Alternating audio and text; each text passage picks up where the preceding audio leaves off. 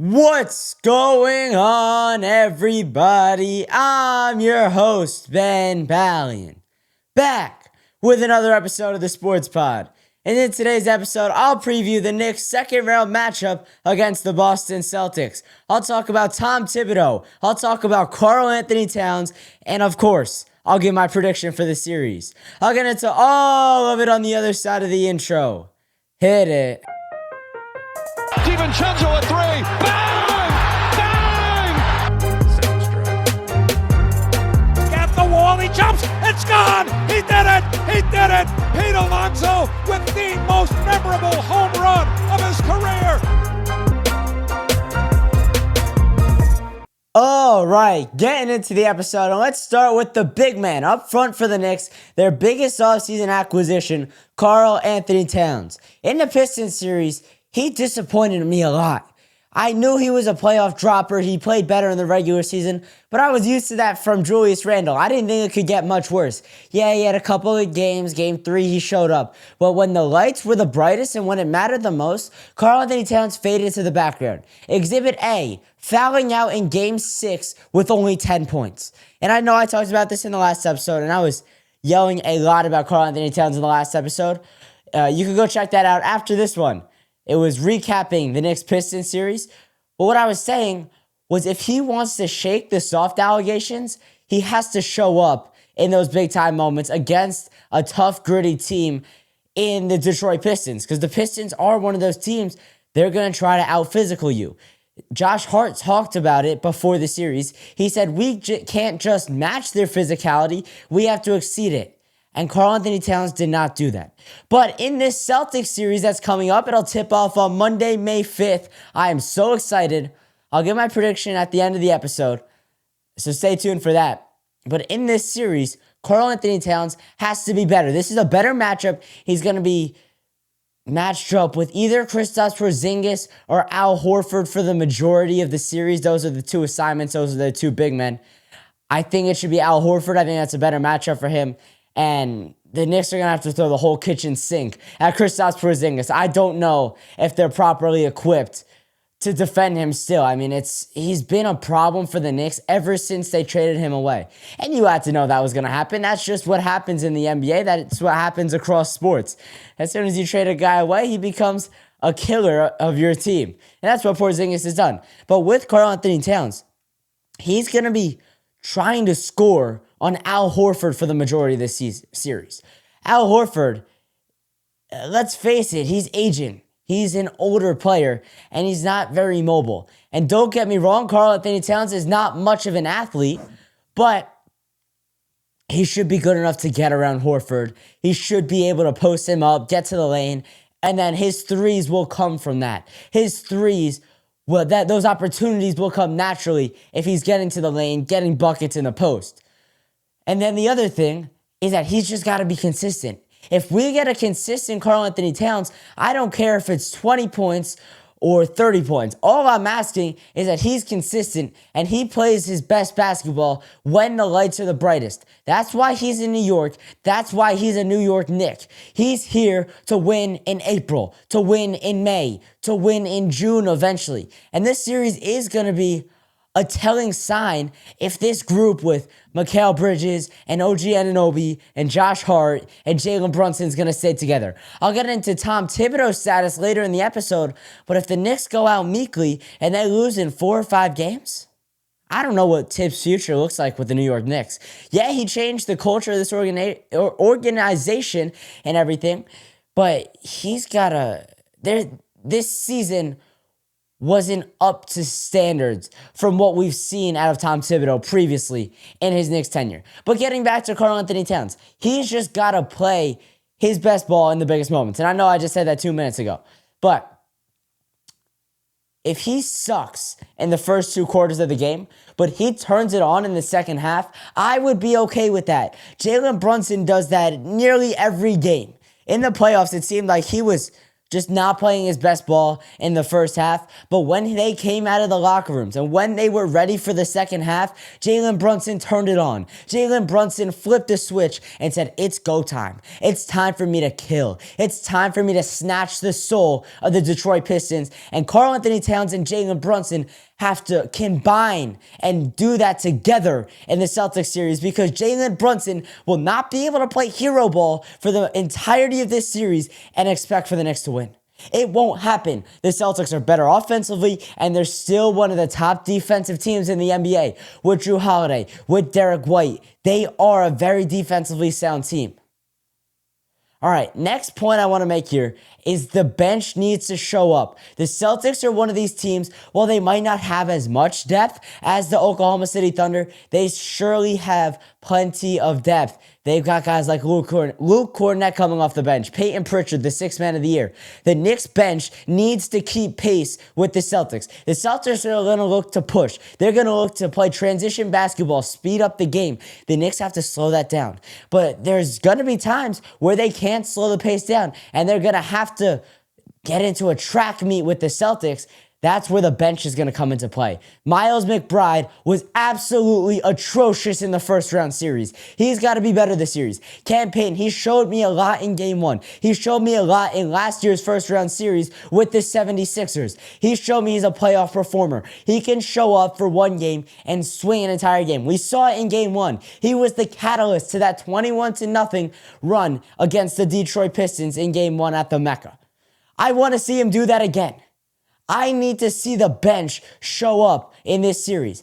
If I'm Tom Thibodeau, I would consider playing Precious Achiuwa to match up with Kristaps Porzingis. And I have a whole segment here in my notes that's about who's going to match up with Kristaps Porzingis. So I'll get to Precious Achiuwa later in the episode. But I think he can be someone coming in off the bench. Maybe he plays like 5 or 6 minutes, but gives Mitchell Robinson a break, gives Karl Anthony Towns a break, and brings some defensive, physical intensity, and maybe he does pick up a tech. Maybe he does get too physical against Porzingis, but he sends a message. That's what we have to do. We got to send a message in game one that we're like, yeah, we're here all day. Anything you want, we're here.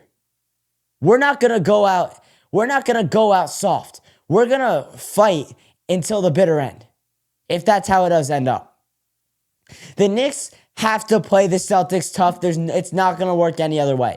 Right now, I would say the Celtics roster is more talented than the Knicks. But if the Knicks can play harder and the Knicks can have more heart, I think they have as good a chance as anyone. Kristaps Porzingis is going to be the killer in this series. And like I said, I'll get to that later. But staying on the topic of the bench, I already mentioned Precious Achiuwa could be a guy where Tibbs expands the rotation, but maybe he takes a look at playing Landry Shamet. Game one is about trying things. Game one is about testing things, experimenting. Maybe Landry Shamet gets another 5 or 6 minutes in game one. That's what it was in the Pistons series. Tom Thibodeau didn't like what he saw out of Shamet against the Pistons, but maybe he tries him against the Celtics, and it's a different result. I think the bench needs to be expanded, and I know we're into May now. It's May 4th as I'm recording this. This is the time where the rotation usually is condensed and there's not as many players touching the court. But this is a Celtics team where you're going to have to run. The Celtics like to play at a frenetic pace. You have to match that intensity and you have to match that speed to an extent. There's also the aspect where, yeah, you do want to slow the game down. I just don't think that's a realistic expectation against a team as good as the Boston Celtics. But one way to neutralize the top two players for the Celtics and Jaylen Brown and Jason Tatum is Wingstop.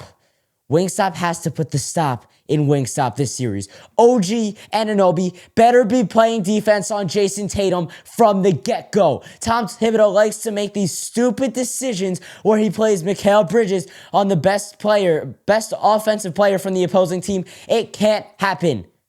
We've seen it multiple times this year where OG Anunoby has been the clear-cut best defender on Jason Tatum in every single matchup with the Boston Celtics. Mikal Bridges can't hold his own. But where he might be able to hold his own is against Jaylen Brown. The thing I'm worried about with Jaylen Brown is Brown is going to be too physical. He's just going to be able to will his way to the basket, get around Mikal Bridges, almost like Cade Cunningham did. Cade Cunningham was easily able to get to the lane, get that little fadeaway jumper, post Mikal up, get whatever he wants. I don't think Jaylen Brown's going to be able to do that. That is the one worry I have with Mikal Bridges playing defense on Jaylen Brown, however. Now going back to OG Anunoby. OG has to be locked in on defense, and I would like to see him expand his offensive repertoire in this series. I want him to be more involved with the offense. And I know this is May. This is playoff basketball. That doesn't happen too much. So a guy's role on the team is usually set by now. But OG Anunoby has the ability to just turn it on. When Jalen Brunson went down in March, we saw OG's full offensive potential. He was averaging 20 plus points a game in that stretch. Why can't he do that now? I think that's where the Knicks need to trend towards with OG. Feature Mikal less and make OG step up.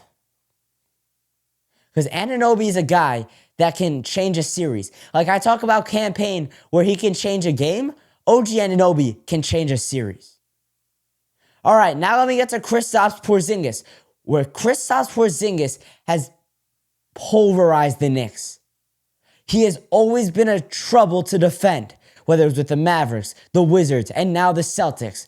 The Knicks have to go with the double big lineup a lot. I would hate to see Karl-Anthony Towns playing defense on Kristaps Porzingis. I just don't think it's going to work. Scratch that. I know it's not going to work. Karl-Anthony Towns is not a good enough defender to stay with the unicorn that is Kristaps Porzingis. So what do I want to see? I want to see Mitchell Robinson start game one. If it doesn't work, you can go to Josh about 6 minutes into the game. Just give Mitch a chance. I have a feeling that Mitch will be able to torture Kristaps Porzingis. And you know why? Because Mitch will force Porzingis to go to the lane. Well, yes, Mitch isn't really athletic enough to stay with Porzingis. He's going to force him to drive. He's going to give good defensive pressure. And if the Knicks can hold Porzingis to hitting the majority of his shots being two-pointers rather than threes, I think they'll be fine. You can live with the two. You die with the three, though. And then another idea I have, why not try Josh Hart for a couple minutes? Maybe you put him on him for a quarter, maybe only half a quarter if it's not going well. But I feel like Josh Hart, he's got the athleticism to stay with Porzingis on the perimeter. He has the ability to pick Porzingis up full court, force him to the basket, force him to post Josh up. I'm okay with that. Like I said, you can live with twos, you die with threes. And this is where I talk about Precious Achiuwa. Precious Achiuwa has the ability to stay with KP on the outside and then also lock him up once they get into the lane. Once it's a battle in the paint. Precious Achiuwa might be the right option for the Knicks. I would love to see Precious play, at least in game one. And like I said, game one's about experimenting. If it doesn't work, so what? You take him off Porzingis after about 6 minutes, say, oh well, we gave that a chance.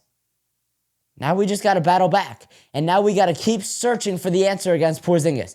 And if it's game one and you lose, you're supposed to lose those games anyway. You're in Boston. Yes, you want to go up there and take at least 1 out of 2. Keep your perfect record in the playoffs on the road intact. I mean, they were 3-0 versus the Pistons on the road. They're trying to do the same thing in the first 2 games of this series in Boston on the Parka. And let me just say this isn't even a Boston thing.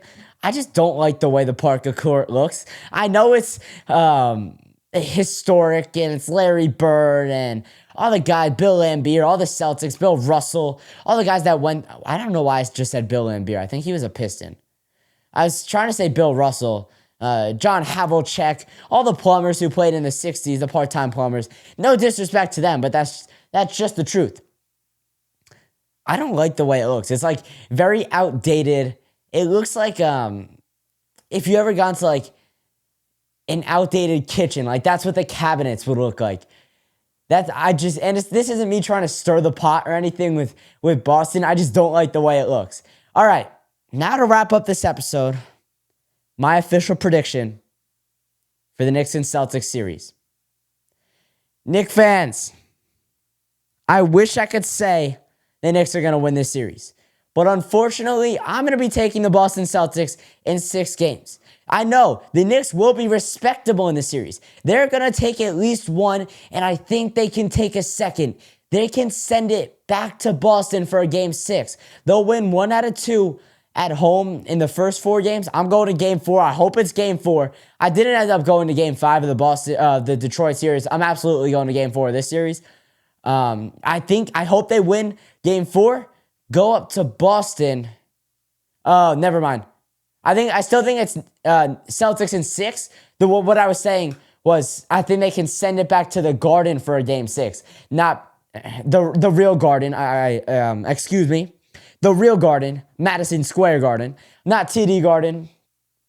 They can send it back to the Mecca, the Garden for game 6, not send it back up to Boston for game 6. I think they'll take 1 out of 2 of the first 4 games, and then they'll win game 5 with their backs up against the wall. They'll go down probably 3-1. I think that's a realistic expectation. And then they'll fight back. They'll take one game. They'll take game 5, send it back to New York for game 6. And then once that happens, maybe you get lucky and win game 6. And then game 7, anything can happen. It's just going to take so much. And if they do lose in game 4 or game 5, they get swept or genuinely swept, and it's a very weak performance from the Knicks, I think Tom Thibodeau's job could be on the line. I think Tibbs, after coming to the Knicks in 2019 and changing the culture of this organization, it might be time to move on. What Tom Thibodeau has done for the Knicks has been tremendous. He's changed the culture, like I've said about 4 times in this episode. He's changed the trajectory of the franchise. But at this point, it doesn't seem like he's good enough to win the championship. He's never gotten over the hump in a long career. I mean, he had guys like Derrick Rose. He had such talented players, and he's never been able to do it. And I think it does have to go in. It does tie in with how many minutes he's playing his top guys in the regular season. His inability to change in that sense is holding him back. It's holding his teams back. And right now it's holding the New York Knicks back. So if the Knicks lose in a weak performance, they don't put up much of a fight, I think Tibbs could be fired. I don't know what Leon Rose is going to want to do, though, since they are in the second round for the 3rd year in a row. But I look at Jalen Brunson, because the year before Jalen Brunson came, the Knicks missed the playoffs. I know they made the playoffs the year before, but I look at the addition of Jalen Brunson to the Knicks. All right, now for my X factors, as we get closer to the end of this episode, Miles McBride and Cam Payne. And by the way, I was serious about calling Miles McBride Miles and not Deuce anymore until he proves to me that he could be a good player again. His name is Miles for now. That wasn't a joke for last episode. But I think McBride and Cam Payne are the 2 X factors of this series. You're going to need a ton of 3-point shooting to keep up with the Celtics' frenetic pace. They're going to want to force turnovers. They're going to want to run. They're going to want to jack up about 73s a game, and they're going to make about 30 of them. The Knicks aren't going to shoot 73s a game. It's not in their nature. It's not in their blood. It's not in their game. So the guys coming off the bench in McBride and Cam Payne, those are the 2 guys that are 3-point specialists off the bench. You need those guys locked in. You need those guys hitting threes, as well as OG Anunoby, as well as Mikal Bridges, who showcased his inability to shoot for a lot of that Pistons series. I mean, I point to game 2, where he had a perfect chance to end the game, but it was similar to the Dante DiVincenzo shot last year. He had a chance to give the Knicks the lead in the closing moments, but he came up short twice. You need guys like Bridges. You need guys like Josh Hart. If Josh Hart can hit his threes, that would be huge for the Knicks, because Hart, when he's hitting, the offense is so much more diverse. The offense, there's just the Celtics have to focus another defender on Hart. Rick Brunson talked about it in the offseason. He went on the Roommates pod and said, Josh and I have been working on his shooting all offseason. Josh and I have been in the gym every day over the summer. It's time to use it now, Josh. This is the second round. You guys are trying to get out of the first round, out of the second round, rather, of the playoffs for the first time in the Tom Thibodeau, Jalen Brunson era. You need all the three-point shooting you can get. Cat. Every single person in the starting five can shoot threes. That's why you brought in Bridges. That's why you brought in Cat. Mitchell Robinson can never shoot threes. Isaiah Hartenstein can never shoot threes. That was the problem. There was not enough spacing, and there was not enough shooting on this team. You are built to beat the Boston Celtics. Now's the time to do it. And it starts with the three-point shooting.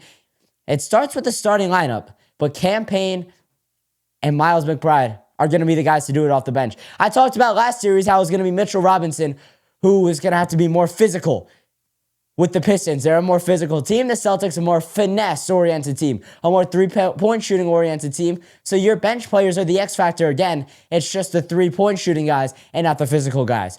All right, that's going to do it for the episode. If you enjoyed, please consider subscribing, following, liking, commenting, sharing it with a friend. I really appreciate it. Also, make sure you check out all my socials linked in the description below. And leave me a voicemail with your sports questions and takes at 848-305-8073. And last but not least, make sure you keep it locked with the Sports Pod.